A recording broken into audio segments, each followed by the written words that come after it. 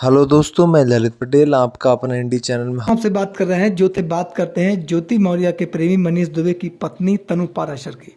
दूसरी हम आपसे बात करते हैं ज्योति मौर्य के तलाक के मुकदमे पर और जो उन्होंने अपने परिवार पर यानी कि आलोक मौर्य के परिवार पर जो दहेज उत्पीड़न और घरेलू हिंसा का मुकदमा दर्ज कराया उस पर हम आपसे बात करते हैं।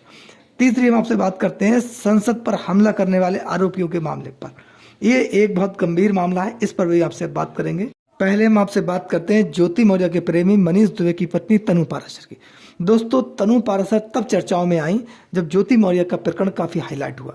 यानी कि ज्योति मौर्य के प्रेम प्रसंग का मामला जब स्वयं उनके पति आलोक मौर्य ने उठाया मीडिया के सामने, और आलोक मौर्य मीडिया के सामने स्वयं रोते हुए दिखाई दिए। उन्होंने तमाम आरोप ज्योति मौर्य पर लगाए और वहीं मनीष दुबे पर लगाए।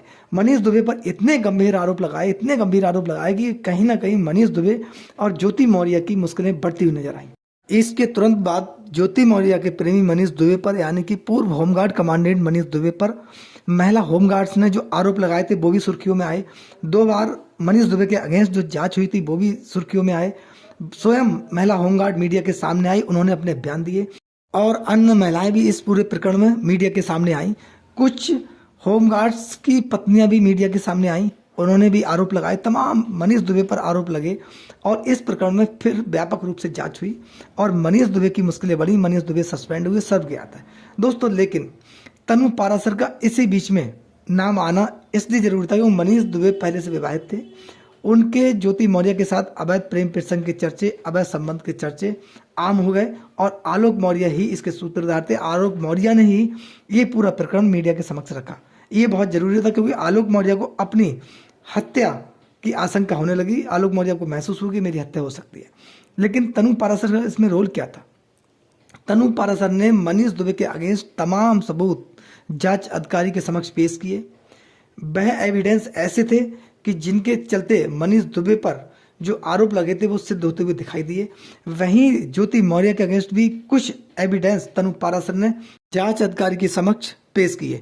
दोस्तों, यहाँ पर तनु पाराशर की चर्चा हम आपसे इसलिए कर रहे हैं कि तनु पाराशर एक योग्य और पढ़ी लिखी महिला है, लखनऊ में रहती हैं। मनीष दुबे के साथ उनका प्रेम विवाह हुआ था। उनके तमाम फोटो मीडिया में आजकल मौजूद हैं।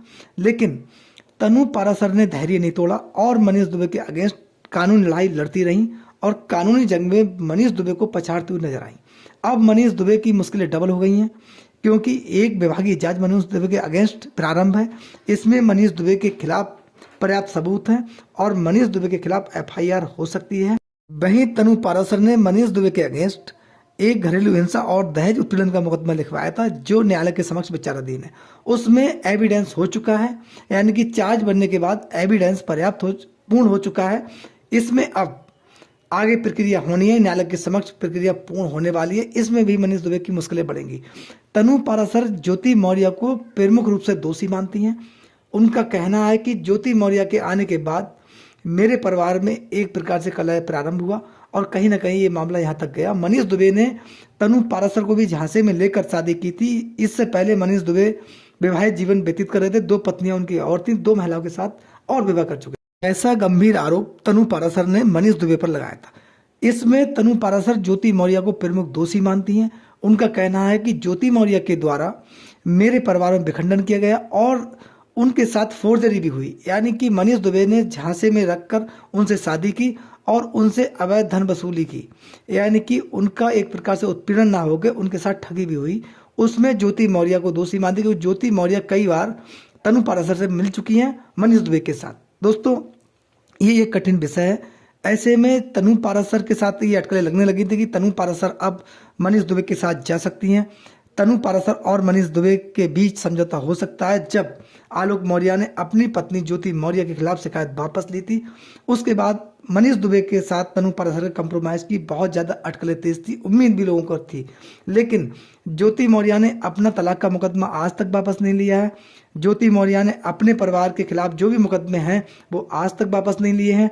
ऐसे में ये बात पूर्णतः विराम होती जा रही है और वहीं मनीष दुबे भी इस प्रकरण में काफ़ी गंभीर है। ज्योति मौर्य की वजह से मनीष दुबे अपने आप को ये मानते हैं कि मैं कहीं ना कहीं सस्पेंड हुआ हूँ, यानी कि ज्योति मौर्य को दोषी मानते हैं। अब ज्योति मौर्य किस प्रकार से आगे कदम बढ़ाए, मनीष दुबे की तरफ बढ़ाए या फिर आलोक मौर्य की तरफ? अगर उन्हें अपने आप को पॉजिटिव दिखाना है तो बेहतर होगा अपने परिवार की ओर रुख करें और अपने परिवार की ओर देखें। लेकिन यहाँ पर ये उम्मीदें कम है, क्योंकि ज्योति मौर्य इस प्रकार की सोच अभी कहीं भी आगे दिखाने के मूड में नहीं है। इसलिए तनु पाराशर का मनीष दुबे के साथ जाना अभी मुश्किल हो रहा है और तनु पाराशर अपनी कानूनी जंग आगे बढ़ाने वाली है और कानूनी प्रक्रिया आगे बढ़ेगी, जिसमें मनीष दुबे की मुश्किलें बढ़ेंगी लेकिन ज्योति मौर्य की भी मुश्किलें बढ़ेंगी।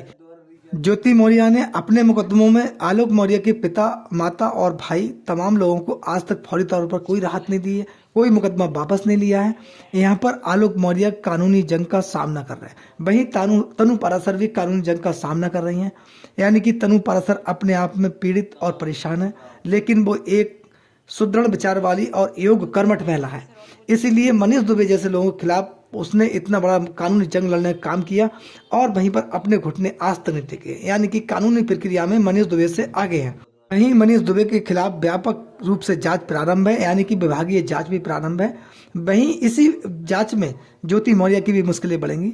दोस्तों, इस पूरे प्रकरण में कौन दोषी और कौन निर्दोष, जांच होने के उपरांत निष्पक्षता पूर्वक देश की जनता के सामने आना बहुत जरूरी है। दोस्तों, हम आपसे बात करना चाहते हैं अब संसद पर हमले की। संसद पर हमला करने वाले सभी आरोपी किस विचारधारा के थे, आखिर उनका मकसद क्या था, आखिर वो क्या दिखाना चाहते थे या फिर क्या कहना चाहते थे, इसके पीछे बहुत बड़ी कोई साजिश तो नहीं थी। दोस्तों, ये हमने आपसे लास्ट वीडियो में भी कहा था कि इसके पीछे कोई साजिश हो सकती है, क्योंकि ये सभी आरोपी जो थे, संसद पर हमला करने वाले आरोपी अलग अलग राज्यों से थे और प्रमुखतः उन्हीं राज्यों से थे जहां पर अब आगामी समय में चुनाव आने वाले हैं। यानी कि ये क्या सोच रखते थे, इनके मन में क्या था, यहाँ पर ये भी आशंका जताई जा रही है संसद पर हमला करने वाले सभी आरोपी खालिस्तानी संगठन से जुड़े हुए तो नहीं थे, या इनके संपर्क जो थे वो खालिस्तानियों से तो नहीं थे, क्योंकि खालिस्तानियों ने हिंदुस्तान की संसद पर हमला करने की धमकी पूर्व में दे रखी है। ऐसे में ये आशंका अगर इस पूरे प्रकरण से जोड़ी जाए तो कम नहीं होगी। वहीं दोस्तों, जो हिंदुस्तान में रहकर इन्होंने अपनी संसद पर हमला करने का जिस प्रकार से कुकृत्य किया, ये क्षम्य नहीं है। ये देश की व्यवस्था को हिलाने वाला मामला है। अगर विचार कीजिए, यहाँ पर इनके पास बम होते, वहाँ पर कितनी बड़ी घटना हो गई होती। दोस्तों, ये हमारी जांच एजेंसियों के लिए, सुरक्षा एजेंसियों के लिए भी चुनौती है। इस प्रकार का कृत्य करने में ये लोग सफल हुए। अगर ये इस प्रकार कृत्य करने में सफल हुए तो ये जांच एजेंसी को और सुरक्षा एजेंसी को ठेंगा दिखाने के अलावा कुछ नहीं है। क्या वहाँ पर जो अधिकारी हैं उनके द्वारा अपनी ड्यूटी का निर्वहन ठीक प्रकार से किया गया था क्या? क्योंकि ये देश की सुरक्षा का मामला है और सुरक्षा एजेंसियों को बहुत कमतर लोग बार बार ठेंगा दिखाने का काम करते रहे हैं, जिनमें सीमा हैदर भी हो सकती है, जिसमें सचिन मीणा भी हो सकता है, जिसमें अंजू उर्फ फातिमा भी हो सकती है। तमाम ऐसे लोग हैं जिन्होंने बार बार सुरक्षा एजेंसियों को चुनौती देने का काम किया है। उसके बाद सबसे बड़ा कांड हुआ है संसद पर हमला का मामला। दोस्तों, इस पूरे प्रकरण पर आपकी क्या राय है? अपनी राय हमें कमेंट्स बॉक्स में जरूर दें। आपका यूट्यूब के माध्यम से बहुत बहुत धन्यवाद।